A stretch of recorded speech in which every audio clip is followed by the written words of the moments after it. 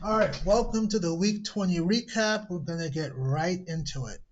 So, on Thursday, received our this Q2 Apple dividend. It was about 26 cents a share. So, again, Apple's not obviously not, really kind of buy Apple for the dividend play. I think the yield's about, 0.5%, for the year. But it's $1.71 more than had before, and then with all dividends, it gets reinvested. So as the end of May 15th, that's point oh oh eight more shares than it had at the beginning of May or at the beginning of the day. So we'll take it. Then had the two new to the account ETF buys. So CGDV, I'll pop these open. Uh, Price 37.17. I think last week it was like 36.36. So the price has been on the move up. And then for DIVB, same thing, price on the move up. So last week it was 48.48. Now it's 49.09. So again, with the dollar cost averaging, when the price goes up, you buy fewer shares, but it also means that all the shares I bought before, from week 1 to week 19, all of those shares have now, are up in value from their cost basis. So it's kind of a win-win. Price goes down, you're getting more shares. Price goes up, all the previous shares, your overall account's going to rise in value. Right? Then on Tuesday, I sold another NVDA put. Um, so this was a May 30th expiration for at 118 strike for $96.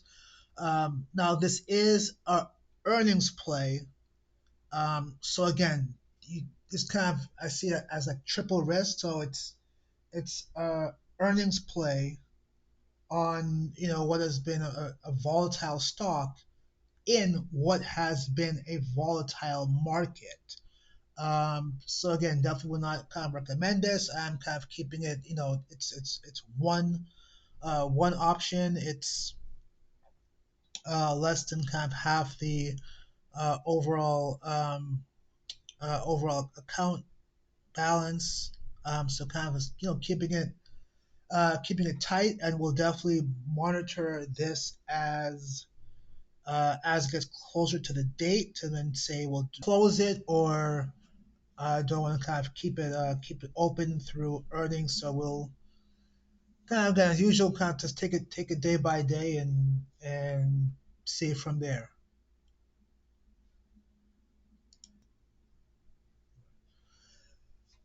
Looking at the overall account balance, we see a few things. So I think for the first time, SPACs is less than 40% of the accounts. Again, SPACs is just the money market within Fidelity.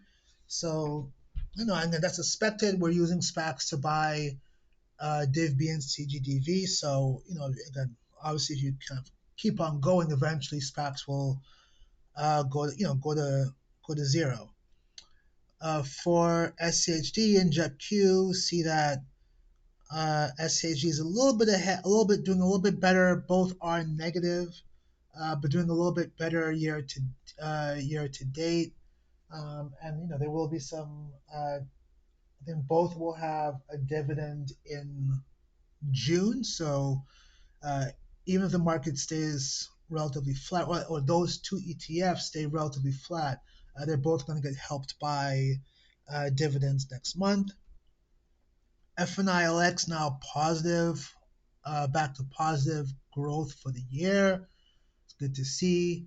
On the flip side, Apple really, just really struggling.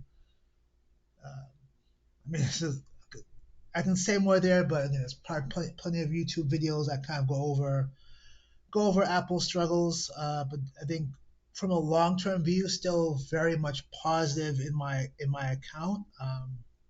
But but for 2025, obviously a bit being down 17%, big struggle. Then back to the flip side, Microsoft doing relatively well, up about 9% for the year, been really strong.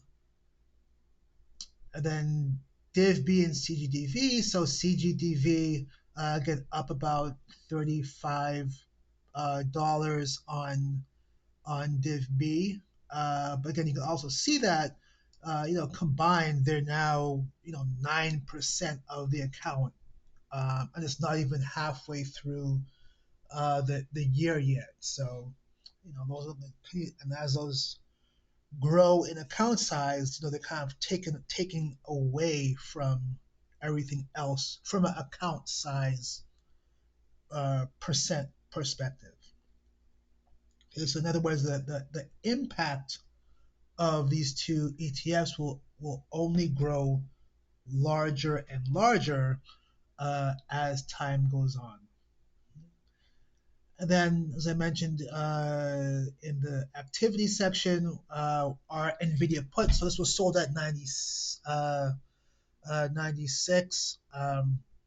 It's now down to the value is down to $82, which is good. Again, as a seller, you want the value to go down.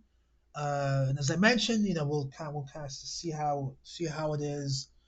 I think earnings are 5/28, which I believe is a Wednesday, Wednesday or Tuesday.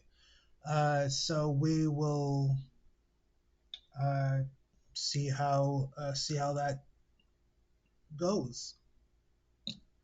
So overall account, we're about 45,903. I think that might be the high for the year. I have to kind of go back and check. But knocking on the door of 46,000. Year to date growth of 1,113 and 15 cents, representing percent growth of 2.49%. Okay, so again, like I said, all things considered, not too shabby for the year. We have positive growth. We're building out our positions on the new ETFs. We're getting dividends. We're getting income interest. We're getting uh, option income. So I think overall the account's in good shape. Still plenty of year left. But that's the week. So usual, hope everyone has a great week, and we'll see you next week.